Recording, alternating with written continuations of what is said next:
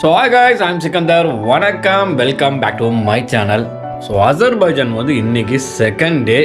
So மணி 1 மணி ஆச்சுங்க, இன்னும் வீட்டை விட்டு கிளம்பல. ஸோ இப்போ பார்த்தீங்கன்னா வெளியே பயங்கரமாக பனி கொட்டிட்டு இருக்குங்க. போகலாமா வேணாமா அப்படின்னு டபுள் மைண்ட்லேயே இருக்கு. பாருங்க, புயல் மாதிரி அடிச்சிட்டு இருக்கு. உங்களுக்கு பார்க்க முடியும்னு நினைக்கிறேன். அப்படியே காற்றுல புழுதி பறக்கிற மாதிரி பனி பறந்துகிட்டே இருக்கு. பட் பார்க்கெல்லாம் பார்த்தீங்கன்னா சின்ன சின்ன பிள்ளைங்களாம் விளாண்டுட்டு இருக்குங்க. அவங்களே விளாட்றப்ப நமக்கு என்ன ஆச்சு போய் பார்க்கலாம். காய்ஸ், வெளியே கிளம்பியாச்சு. இந்த சாவி தான் ரொம்ப முக்கியம். ஏன்னா இந்த கீழே உள்ள சென்சார் இருக்கு பார்த்தீங்களா, ஸோ இதை வச்சாதான் நமக்கு வந்து கீழே போக முடியும், லிஃப்டே ஒர்க் ஆகும். தெரியுதா? இந்த சாவி இல்லாமல் தாங்க நேற்று நான் வந்து ரொம்பவே கஷ்டப்பட்டேன். ஸோ அந்த வீடியோ உங்களுக்கு போட்டிருப்பேன்.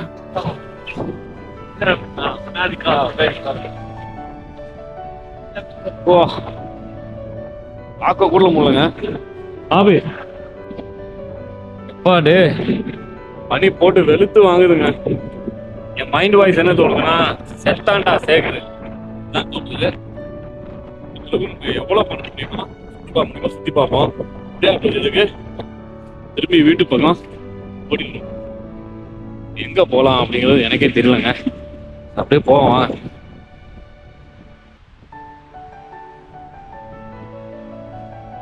-10க்கு மேல போயிருச்சுங்க. மக்கள்லாம் பார்த்தீங்கன்னா சாதாரணமா எப்பயும் போல அவங்க வேலையை பார்த்துட்டு தான் இருக்காங்க. இதுல என்ன கொடுமைன்னா, பக்கத்துல உள்ள பார்க்ல சின்ன பிள்ளைங்களாம் விளாண்டுட்டு இருக்காங்க. ஏன்னா அவங்களாம் வந்து ரொம்ப வருஷமா வந்து இந்த மாதிரி ஸ்னோ வந்து பார்க்கலையாங்க. நம்ம வந்து நேரம் தான் நினைக்கிறேன் இவ்வளோ ஸ்னோ கொட்டுது. இந்த மாதிரி இடத்துல நடந்து வரப்ப ரொம்பவே சேஃப்டியாக நடக்குங்க. எனக்கே வந்து ஸ்லிப் ஆயிடுச்சு, 2 தடவை 3 தடவை வந்து ஸ்லிப் ஆச்சு. அதனால தவறி விழுந்துடும் அப்படின்னா தலையில தான் ஃபர்ஸ்ட் அடி விழுவோம். ரோடு எல்லாமே இந்த மாதிரி ஸ்னோ கொட்டுச்சுன்னா ரொம்பவே அலங்கோலமா இருக்கும். நம்ம ஊர்ல மழை பெஞ்சா எப்படி சேரும் சகதியமா இருக்கும், ஸோ அந்த மாதிரி இந்த மாதிரி வின்டர் சீசன்ல அதுவும் ஸ்னோ கொட்டுற நேரத்துல இந்த மாதிரி ரோடு ஆயிருங்க. பாருங்க,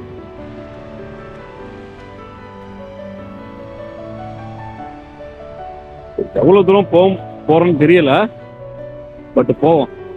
ஒரு பார்க் இருந்துச்சுன்னு சொன்னல, இந்த ஆப்போசிட்ல இங்க பார்க்குக்கு பஞ்சமே இல்லைங்க. 10 மீட்டருக்கு ஒரு பார்க் நீங்க பார்க்கலாம்.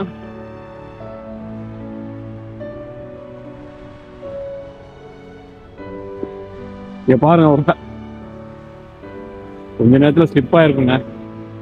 பசங்களை விளையாட வச்சுட்டு கூட்டிட்டு வராங்க. பார்க்க ரொம்ப அழகா இருக்கு. பட் வந்து நம்ம அதை ரொம்ப நேரம் இருக்க முடியாதுங்க. பட் 1 hour 2 hour நம்ம வெளியே சுத்திட்டு போனா தெரியாது. டே ஃபுல்லா நம்ம இருந்தோம் அப்படின்னா பனியை வெறுத்து போயிடும். இங்க பாருங்க, இங்க ஒரு பார்க் சொன்னல, ஒரு ரோட கிராஸ் பண்ணா ஆப்போசிட்ல ஒரு பார்க்.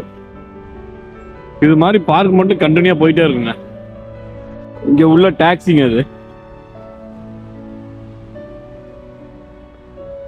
ஆக்சுவலி வந்து நான் அடுத்த எந்த கண்ட்ரி போனாலும் வின்டருக்கே போகக்கூடாதுங்க முடிவே பண்ணிட்டேன். லாஸ்ட் டைம் இதே மாதிரி தான் நான் முடிவு பண்ணியிருந்தேன். கஜகஸ்தான் போயிருந்தேன்ல, செத்து சுண்ணாம்பு ஆயிட்டாங்க. அதே மாதிரி இந்த அசர்பைஜானுக்கும் நான் வின்டர்ல வந்து பிளானே போடலை. ஏப்ரல் அந்த மார்ச்ல தான் பிளான் போட்டிருந்தேன். அது என்னன்னு தெரியல, கடைசியில் அந்த டிக்கெட் கிடைக்காம நான் வந்து பிப்ரவரியில போட்டேன். நான் என்ன நினைச்சேன்னா, லாஸ்டா ஒரு 5-6 வருஷமா ஸ்னோலாம் அந்த அளவு பெய்ய மாட்டேங்குது, அது பிப்ரவரியில முடிகிற நேரம், ஸோ அந்த அளவு ஸ்னோ இருக்காது அப்படின்னு சொல்லிட்டு தான் நான் புக் பண்ணேன்.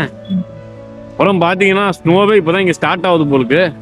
ஸோ அந்த மாதிரி ஸ்னோ கொட்டுதுங்க. இங்கே உள்ள லோக்கலே வந்து இப்போ ஆச்சரியப்படுறாங்க, நாங்களே 5-6 வருஷம் இந்த மாதிரி ஸ்னோ வந்து பார்க்கவே இல்லை அப்படிங்கிறாங்க. அசர்பைஜான் அப்படிங்கிறது ஒரு நாடு இருக்கிறவ நம்ம ஊர்ல நிறைய பேருக்கு தெரியவே இல்லைங்க. இன்னைக்கு கல்ஃப் கண்ட்ரியில் இருக்கிறவங்களுக்கு ஓரளவு தெரியும். ஏன்னா இன்னைக்கு நிறைய டூரிசம் வந்து பார்த்தீங்கன்னா இந்த அசர்பைஜான், அர்மேனியாவெல்லாம் வந்து ப்ரொமோட் பண்ணுறாங்க. அதே மாதிரி அர்மேனியா, அசர்பைஜான், ஜார்ஜியா இந்த மாதிரி நிறைய டூரிசம் உங்களுக்கு பேக்கேஜ் வந்து ஃபேஸ்புக்கில், யூடியூப்ல வருது. பட் ஃபஸ்ட்டு நீங்கள் அசர்பைஜான் வர்றது ரொம்பவே பெஸ்ட் ஆப்ஷன் சொல்லுவேன். சம்மரில் வந்தாலும் சரி, வின்டரில் வந்தாலும் சரி. ஸோ ஸ்னோ பார்க்கணும் அப்படின்னா நீங்கள் வின்டரில் வரலாம். ஸோ நேற்று கூட ஒரு இடத்துக்கு போயிருந்தேன், ஷர்டாக் அப்படின்னு. அந்த மாதிரி நிறைய மவுண்டன் இருக்கு. அசர்பைஜானை பொறுத்த வரைக்கும் 40%ங்க, 40% பார்த்தீங்கன்னா மலைகள் தான் அதிகம். சரி, இந்த அசர்பைஜான் அப்படிங்கிற ஒரு நாடு வந்து பார்த்தீங்கன்னா 1991ல் அக்டோபர் 18ஆம் தேதி தாங்க இண்டிபெண்டன்ஸ் ஆகுறாங்க. அதுக்கப்புறம் கிட்டத்தட்ட வந்து பார்த்தீங்கன்னா இன்னைக்கு 35 வருஷம் வரைக்கும் பார்த்தீங்கன்னா இங்கே ஒரு தனியான ஒரு ரீபப்ளிக் ஆஃப் அசர்பைஜான் அப்படிங்கிற ஒரு நாடாக தான் இருக்கிறாங்க. ஸோ 91 தான் முதல் சுதந்திர தினம் அப்படின்னு கேட்டிங்கன்னா இல்லை. ஸோ கிட்டத்தட்ட ஒரு 80 வருஷத்துக்கு முன்னாடி, அதாவது 1991ல் இருந்து 80 வருஷத்துக்கு முன்னாடி பார்த்தீங்கன்னா 1918ல், அதாவது அப்பயும் ரஷ்யா கீழே தான் இருந்தாங்க. ஸோ 1918ல் ரஷ்யாவோட வீழ்ச்சிக்கு அப்புறம் பார்த்தீங்க அப்படின்னா இவங்க வந்து அசர்பைஜான் அப்படி ஒரு கண்ட்ரியை 1918 மே 28ஆம் தேதி வந்து முதல் சுதந்திர தினம் கொண்டாடுறாங்க. ஸோ ஒரு தனி நாடாக உருவானதுக்கு அப்புறம் 1919ல் முதல் சுதந்திரம் கொண்டாடி முடிச்சுட்டு, ஸோ 2வது வருஷம் முடியலைங்க, ஒரு 28 நாளைக்கு முன்னாடி, அதாவது 1920 ஏப்ரல் 30ஆம் தேதி பார்த்தீங்க அப்படின்னா ரஷ்யா வந்து திருப்பி இவங்களை வந்து அவங்களுக்கு கீழே கொண்டு வந்தாங்க. அதுக்கப்புறம் 80 வருஷம் பார்த்தீங்கன்னா இந்த அசர்பைஜான் அப்படிங்கிற ஒரு கண்ட்ரி வந்து சோவியத்துடைய ஒரு பகுதியாக தான் இருந்திருக்கு. அதாவது அசர்பைஜானுடைய மக்கள் தொகை எவ்வளோன்னு பார்த்தீங்க அப்படின்னா 1,03,00,000 அப்படிங்கிறாங்க. ஸோ பாக்கோடைய மக்கள் தொகை எவ்வளோன்னு பார்த்தீங்க அப்படின்னா 24 லட்சம். ஸோ இவங்கள மெஜாரிட்டி யாருன்னு பார்த்தீங்க அப்படின்னா முஸ்லீம்ஸ். ஸோ அதில் மெஜாரிட்டி யாருன்னு பார்த்தீங்கன்னா ஷியா முஸ்லீம்ங்க. அதாவது நம்ம அதிகமான ஷியா முஸ்லீம் கொண்ட மக்கள் தொகை கொண்ட ஒரு நாடு அப்படின்னா ஸோ எல்லாத்துக்குமே தெரியும் ஈரான் அப்படின்னு. ஸோ ஈரானுக்கு அடுத்து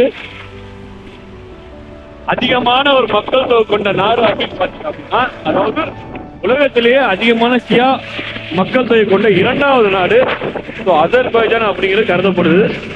இவங்க பேசுகிற மொழி என்னன்னு பார்த்தீங்கன்னா அசர் அப்படிங்குவாங்க, இல்லாட்டி அசரி அப்படிங்குவாங்க.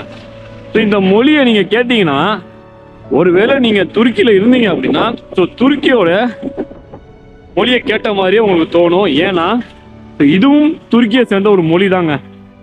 அதாவது துருக்கியோட கூக்குஸ் அப்படிங்கிற ஒரு மொழியை தான் இவங்க அசரி அப்படின்னு சொல்லி பேசிக்கிட்டு இருக்காங்க. அது கிட்டத்தட்ட ஒரு 4 நூற்றாண்டுக்கு முன்னாடி வந்து ஸோ துருக்கியில் நாடோடிகள் இருப்பாங்களே, ஸோ அவங்க வந்து ஸோ அசர்பைஜானுக்கு வந்து புலம்பெயர்ந்து வந்தப்போ ஸோ இந்த மொழி பரவப்பட்டு பேசப்பட்டதா சொல்கிறாங்க.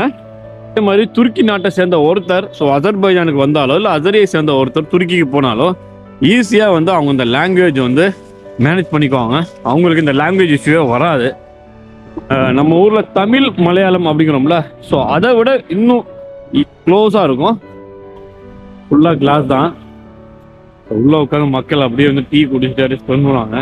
சூப்பராக இருக்கும்ல இந்த மாதிரி வின்டரில் இந்த மாதிரி உட்காந்து. இதெல்லாம் எனக்கு கனவுங்க. ஒவ்வொரு நாள் நான் நைட்டு தூங்குறப்ப ஸோ நான் வந்து இப்படி தான் நினச்சிட்டு தூங்குவேன். எங்கள் வீட்டில் எல்லாத்துக்கும் தெரியும். சுற்றி கண்ணாடி இருக்கிற மாதிரி, பனி கொட்டுற மாதிரி, ஸோ அப்படியே நம்ம வந்து பக்கத்தில் படுத்து தூங்குற மாதிரி தான் நான் ஃபீல் பண்ணி தூங்குவேன். இங்கே பாருங்கள், மக்கள் நிறைய பேர் ஸோ ஸ்னோவில் எல்லாம் விளையாண்டுட்டு இருக்காங்க. நம்ம வந்து ஒரு புதுசாக பார்க்குறோமோ இல்லையோ, ஸோ இங்கே உள்ள லோக்கல் மக்களே வந்து இந்த வருஷோடைய ஸ்னோ வந்து ரொம்பவே புதுசாக தான் பார்க்குற மாதிரி இருக்கு. இது ஃபுல்லாக பார்க்குங்க. நான் சொன்னேன்ல, மொதல் பார்க் தாண்டினேன், செகண்ட் பார்க் தாண்டினேன், அடுத்தது பார்த்தீங்கன்னா இது ஒரு பார்க்கு. 2 சைட்லையுமே ரோடுங்க. சென்டரில் அங்கே ரோடு இருக்கு, ஸோ இங்கிட்ட ஒரு ரோடு இருக்கு. இந்த பார்க் மட்டும் பார்த்தீங்க அப்படின்னா எவ்வளோ பெருசு நீங்களே பாருங்க. அஸ்ஸலாமு அலைக்கும். மெசேஜ்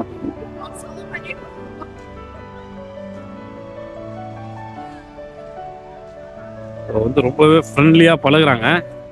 நான் கஜகஸ்தான் போகிறப்ப இந்த அளவுக்கு யாருமே இல்லை, எல்லாமே இறுக்கமாக இருந்தாங்க. இங்கே வந்து ஹாய் சொல்கிறாங்க, சலாம் சொல்கிறாங்க. ஆல்ரெடி நான் வந்து இருந்திருக்கேன் இந்த கண்ட்ரியில், பட் ரொம்ப வருஷத்துக்கு முன்னாடி. பட் மக்களுடைய கேரக்டர் வந்து மாறவே இல்லைங்க இன்ன வரைக்கும். ஸோ அதே மாதிரி ஒரு ஹாஸ்பிட்டாலிட்டி வெல்கம் பண்ணுறது சரி, அதுவும் இந்தியன்ஸ் அப்படின்னா ரொம்பவே வந்து ஒரு லவ்வபுளாக வந்து பேசுவாங்க, ரொம்பவே ஸ்மைல் பண்ணுவாங்க. ஸோ அதுதான் இவங்கள்ட்ட எனக்கு ரொம்பவே பிடிச்ச விஷயம். ஸோ இதுவும் ஒரு ரெஸ்டாரண்ட் தாங்க. ஸோ சம்மர்லனா இவங்க வெளியே உட்காந்து இந்த மாதிரி சாப்பிடுவாங்க. ஸோ வின்டரில் பார்த்தீங்கன்னா எல்லாருமே உள்ளே இருந்துட்டாங்க. ஸோ பார்க்க ரொம்ப அழகாகவே இருக்கு. இதெல்லாம் பார்த்தீங்கன்னா அங்கங்கே உட்காந்து மக்கள் ஸோ ரெஸ்ட் எடுக்கிறதுக்கான அந்த மாதிரி பெஞ்ச் மாதிரி கொடுத்துருக்காங்க. சலாம். பாருங்க, எல்லாரும் ரிப்ளை கொடுக்குறாங்க. அவங்களே பார்த்து கை காட்டினாங்க அவங்க ஸோ அசர்பைஜான் ஒரு பணக்கார கண்ட்ரியா இல்லை ஏழை கண்ட்ரியான்னு பார்த்தீங்கன்னா ஒரு அப்பர் மிடில் கண்ட்ரி அப்படிங்கிறாங்க எக்கனாமிக்கல்ல. பட் அசர்பைஜானுடைய வருமானம் அப்படின்னு பார்த்தீங்கன்னா ஆயில் அண்ட் கேஸுங்க. அதாவது அசர்பைஜானோட 80% வருமானம் பார்த்தீங்க அப்படின்னா ஆயில் அண்ட் கேஸ்ல தான் சொல்றாங்க. அதாவது உலகத்திலே முதல்ல ஆயில் எடுக்கப்பட்ட இடம் எதுன்னு பார்த்தீங்க அப்படின்னா இந்த அசர்பைஜானோட கேபிட்டல் சிட்டியான பாக்கு தாங்க. அதாவது பிபி ஹைபத் அப்படிங்கிறது பாக்குல வந்து வெஸ்ட்ல ஒரு 10 கிலோமீட்டர் ஸோ டிஸ்டன்ஸ்ல பார்த்தீங்கன்னா இந்த பிபி ஹைபர் அப்படிங்கிற ஒரு கிணறு தோண்டியிருக்காங்க. ஸோ 1946 அதை ஸ்டார்ட் பண்ணி 47 முடிச்சிருக்காங்க. ஸோ அதற்கப்புறம் நிறைய வந்து இங்கே ஆயில் கிணறு தோண்டப்பட்டு இந்த பாக்கு நகரமே சுற்றிலும் பார்த்தீங்கன்னா வெறும் ஆயில் ஃபேக்ட்ரியாக தாங்க அதிகமாக இருந்துச்சுன்னு சொல்கிறாங்க. எங்கே பார்த்தாலும் பார்த்தீங்கன்னா ஆயிலை வந்து பிரித்து எடுக்கிறது, சுத்தம் பண்ணுறது அப்படின்னு நிறைய ஃபேக்ட்ரி வந்து இந்த பாக்குல இருந்ததாகவும், இந்த பாக்கோட ஹிஸ்ட்ரி பார்த்தீங்கன்னா கிட்டத்தட்ட 5500 வருஷத்துக்கு மேலே அப்படிங்கிறாங்க. இந்த பாக்குக்கு இன்னொரு பேர் இருக்குங்க, அதாவது பிளாக் சிட்டிங்குவாங்க, கருப்பு நகரம். ஸோ எதனால அந்த பேர் வந்துச்சு அப்படின்னா இங்கே அதிகமான ஃபேக்ட்ரி இருந்துச்சுல்ல அந்த ஆயில் எடுக்கிறதுனால, அதனாலே பார்த்தீங்கன்னா இந்த பாக்குக்குள்ளே எப்போ பார்க்கும்போதும் ஸோ கரும் புகை அந்த ஃபேக்ட்ரியிலேருந்து வெளியாகிற புகைனாலே வந்து இந்த பாக்கு சிட்டியே பார்த்தீங்க அப்படின்னா கரும் புகையில் சூழ்ந்து ஒரு கருப்பாக தாங்க தெரியும். ஸோ அதனாலே இதுக்கு வந்து கருப்பு நகரம் அப்படின்னு வச்சாங்க.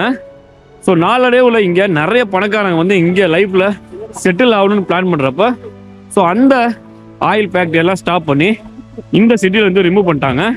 சரி, அப்போ இப்போ எங்கெங்க ஆயில் எடுக்கிறாங்க அப்படின்னு கேட்டிங்கன்னா, அதாவது நெஸ்ட் தஃப்லாரி அப்படின்னு ஒரு கடலில் வந்து வச்சு தான் இந்த ஆயில் எடுக்கிறாங்க.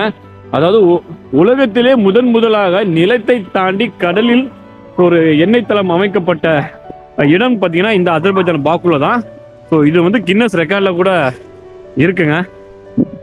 ஸோ அதை தாண்டி மற்ற 20% என்ன வருமானம் அப்படின்னு பார்த்தீங்கன்னா இங்கே நிறையவே விவசாயம் பண்ணுறாங்க. காட்டன், அப்புறம் பார்த்தீங்கன்னா அந்த தானியங்கள், அப்புறம் ஃப்ரூட்ஸு, அதுக்கப்புறம் பார்த்தீங்கன்னா இப்போதைக்கு இந்த கடந்த ஒரு 4 வருஷமாக பார்த்தீங்க அப்படின்னா டூரிசமில் ஸோ நல்லாவே வந்து உங்களுக்கு வருமானம் கிடைக்குது. இன்னும் தங்கம் கூட கிடைக்குது அப்படிங்கிறாங்க. இங்கே நல்லாவே விவசாயம் ஆகிறதுனால இங்கே டீயை வந்து மக்கள் ரொம்பவே வந்து எக்ஸ்போர்ட் பண்ணுறது மட்டும் இல்லைங்க, இவங்க அதிகமாக குடிப்பாங்க. ஸோ எந்த அளவுக்கு அந்த டீயை விரும்பி குடிப்பாங்க அப்படின்னு பார்த்தீங்கன்னா ஒரு நாளைக்கு 7-8 டீக்கு மேலே ஒரு ஆள் குடிப்பாங்க. நான் சொல்கிறதே ரொம்பவே கம்மி அப்படின்னு சொல்கிறாங்க. அதாவது வின்டர் அப்படின்னு நீங்கள் எடுத்துக்கிட்டிங்கன்னா இதுக்கு கணக்கே இல்லைங்க. கிட்டத்தட்ட பார்த்தீங்கன்னா ஒரு ஜக்கில் ஒரு ரெஸ்டாரண்ட்டில் போனாங்கன்னா ஒரு ஜக்கில் டீயை வாங்கிட்டு உட்காந்துக்கிட்டு ஒரு டீயை 1 மணி நேரத்துக்கு மேலே வந்து ஸ்பெண்ட் பண்ணி டீயை குடிப்பாங்க. ஸோ அந்த அளவுக்கு அந்த டீயை வந்து அவங்க லைக் பண்ணுவாங்க. நான் சொன்னல இந்த ரோடை கிராஸ் பண்ண இன்னொரு பார்க் வந்துட்டு பாருங்க. ஸோ இங்கே பார்க்கு தாங்க அதிகம், வீடுங்க கம்மி. அதே மாதிரி ரோடை விட பார்க்கு தான் நீங்கள் அதிகமாக இருக்கும். ஸோ மக்கள் ஸோ அந்த அளவுக்கு பார்க்கையுமே ரொம்பவே லைக் பண்ணுறாங்க. இங்கே நீங்கள் வேர்ல்டுல ரொம்ப அழகான பார்க் உள்ள சிட்டின்னு போட்டிங்க அப்படின்னா இந்த பாக்கு அப்படிங்கிறது ஸோ அந்த பெஸ்ட் சிட்டிக்குள்ளே வருங்க. சரி, இப்போ இந்த டீயை பற்றி சொல்கிறேன். நீங்கள் இந்த நான் சொல்கிறது நம்புகிற விதமாக பார்த்தீங்கன்னா இந்த பாக்குல நிறைய இடத்துல பார்த்தீங்கன்னா டீ ஜக்கோட உட்காந்துருக்க மாதிரி நிறைய சிலைங்களை உணவுகளை பார்க்க முடியும். அதே மாதிரி இங்கே வந்து ஒரு இடத்துல பொண்ணு பார்க்க போனாலோ இல்லை மாப்பிள்ளை பார்க்க போனாலோ ஒரு டீயை வச்சே வந்து சம்மதமா இல்லையா அப்படின்னு சொல்லிடுவாங்க அப்படிங்கிறாங்க. எப்படின்னா இங்கே வந்து டீல வந்து சர்க்கரை அதிகமாக போட்டு கொடுத்தாங்கன்னா இல்லை சர்க்கரை போட்டு கொடுத்தாலே இந்த கல்யாணத்துக்கு சம்மதம், ஸோ நம்ம அடுத்த கட்ட பேச்சுவார்த்தை நடத்தலாம் அப்படின்னு சொல்லுவாங்களா. ஒருவேளை உங்களுக்கு சர்க்கரை இல்லாமல் டீ கொடுத்துட்டாங்க அப்படின்னா நீ இதுக்கு சரிப்பட்டு வர மாட்ட, ரொம்பவே கஷ்டம்னு அர்த்தங்க. பொதுவாக வந்து பார்த்தீங்கன்னா இந்த பாக்குன்னு இல்லைங்க, பொதுவாக இந்த பனி அதிகமாக பொழிகிற நாட்டிலலாம் பார்த்தீங்கன்னா ஸோ பனி பொழிகிறப்போ மக்கள் அதிகமாக வந்து வீட்டை விட்டு வெளியே வரவே மாட்டாங்க. இன்னும் சொல்ல போனால் அன்னைக்கு வேலைக்கு போகவே மாட்டாங்க. ஸோ துருக்கியாக இருக்கட்டும், ஸோ இன்னும் பல கண்ட்ரியாக இருக்கட்டும். ஆனால் பாக்குல பார்த்தீங்க அப்படின்னா ஒரு 4-5 வருஷமாக அவங்க இந்த மாதிரி ஸ்னோ வந்து பார்க்கவே இல்லை. ஸோ அதனால் இன்னைக்கு முதல் நாள் ரொம்ப கடுமையாக பொழிஞ்சிட்டு இருக்கனால என்ன பண்ணுறாங்கன்னா மக்கள் எல்லாமே நிறைய பேர் வீதிக்கு இந்த பார்க்கில் வந்து ரொம்பவே ஃபோட்டோ அந்த வீடியோலாம் எடுத்துகிட்டு இருக்காங்க. அதை நீங்கள் பார்ப்பீங்க. ஸோ என் பின்னாடி வந்து 2 போலீஸ்காரங்க வந்துட்டு இருக்காங்க. ஸோ ஆல்ரெடி நான் பார்த்தாங்க, ஒன்றும் சொல்லலை. ரோடு முடியுது, அதுக்கு அங்கிட்ட ஒரு பார்க் இருக்கு. ஸோ பார்க்கு தாங்க தெரிஞ்சு பாக்குன்னு வைக்கிற பதிலாக பார்க்குன்னு வச்சிருக்கலாம். ஸோ அந்த அளவுக்கு அதிகமான பார்க்கு உள்ள ஒரு இடமா இருக்குங்க.